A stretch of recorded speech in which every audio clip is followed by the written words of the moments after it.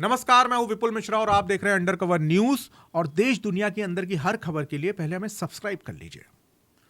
कुछ दिन पहले हमने आपको बताया था कि क्यों आज बीजेपी के राष्ट्रीय अध्यक्ष का ऐलान नहीं होगा, कैसे यूपी इस चुनाव में बड़ा रोड़ा बन रहा है। अब सूत्रों की माने तो फैसला यह हुआ है कि यूपी बीजेपी अध्यक्ष का चुनाव बाद में होगा, पहले बीजेपी के राष्ट्रीय अध्यक्ष का चुनाव होगा।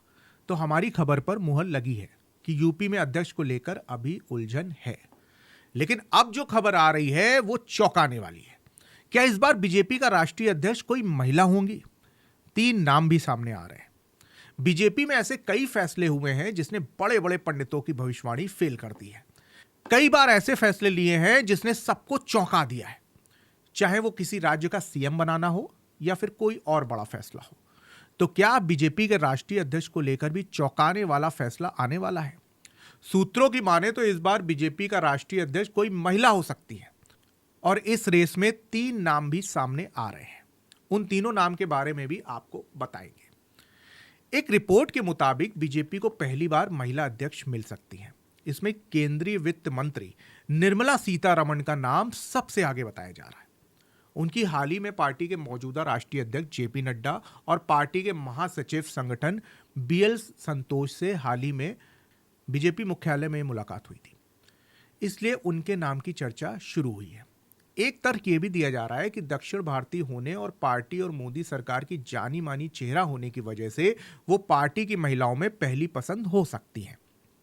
यही नहीं, 33% महिला आरक्षण के बाद ये बीजेपी के वादे में भी फिट बैठती हैं। अब दूसरा और तीसरा नाम कौन सा है? सीतारमण के अलावा दूसरा नाम पूर्व केंद्रीय मंत्री डी पुरंदेश्वरी का है। उन्हें भी इस पद का एक मजबूत दावेदार बताया गया है। वो बीजेपी के आंध्र प्रदेश की पूर्व प्रदेश अध्यक्ष रह चुकी हैं। पुरंदेश्वरी कई भाषाओं की जानकार है। उन्होंने राजनीति में कई महत्वपूर्ण पदों पर काम किया है। पुरंदेश्वरी को ऑपरेशन सिंदूर बहुदलीय प्रतिनिधि मंडल जो था उसके लिए भी चुना गया था। वहीं संभावित महिला राष्ट्रीय अध्यक्ष के तौर पर तीसरा नाम वंथी श्रीनिवासन का लिया जा रहा है। वो तमिलनाडु से है। पेशे से वकील श्रीनिवासन जो है वर्तमान में राज्य विधानसभा में कोयम्बटूर दक्षिण का प्रतिनिधित्व करती हैं। वंथी 1993 में बीजेपी में शामिल हुई थी। तब से उन्होंने पार्टी में कई महत्वपूर्ण भूमिकाएं निभाई हैं। वो तमिलनाडु के प्रदेश सचिव, महासचिव और उपाध्यक्ष भी रह चुकी हैं। 2020 में पार्टी ने उन्हें महिला मोर्चा का राष्ट्रीय अध्यक्ष नियुक्त किया था। 2022 में वो बीजेपी की केंद्रीय चुनाव समिति की सदस्य बनी। वो इस पद पर पहुंचने वाली पहली तमिल महिला है। बीजेपी के राष्ट्रीय अध्यक्ष के चुनाव में ज्यादा देरी देश की राजनीति में इस वक्त बड़ी चर्चा का विषय बना हुआ है। संसद तक में इस मुद्दे पर चुटकियां ली जा चुकी हैं। मौजूदा अध्यक्ष और केंद्रीय मंत्री जेपी नड्डा का कार्यकाल 2023 के जनवरी में ही खत्म हो गया था। फिर लोकसभा चुनाव की वजह से उनका कार्यकाल जून 2024 तक बढ़ाया गया।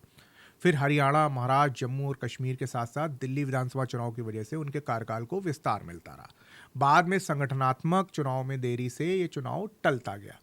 लेकिन अब जब अधिकतर राज्यों में संगठनात्मक चुनाव हो चुके हैं, ऐसे में पार्टी सूत्रों का कहना है कि इस महीने पार्टी को नया राष्ट्रीय अध्यक्ष मिल जाएगा। अब जो खबर आ रही है तो देखना होगा कि क्या इस बार बीजेपी को महिला अध्यक्ष मिलेंगी कि नहीं, क्योंकि बीजेपी चौंकाने वाले फैसले लेने में माहिर है। अंदर की खबर की माने तो केशव प्रसाद मौर्य का भी नाम सामने आ रहा है, क्योंकि पार्टी किसी ओबीसी चेहरे पर भी दांव खेल सकती है। सुनने में आ रहा है कि महिला अध्यक्ष बनाने को लेकर आरएसएस ने भी हामी भर दी है। अब आखिरी फैसला क्या होता है यह देखना दिलचस्प होगा। अंदर की हर खबर के लिए अंडरकवर न्यूज को सब्सक्राइब जरूर कर लीजिए। नमस्कार।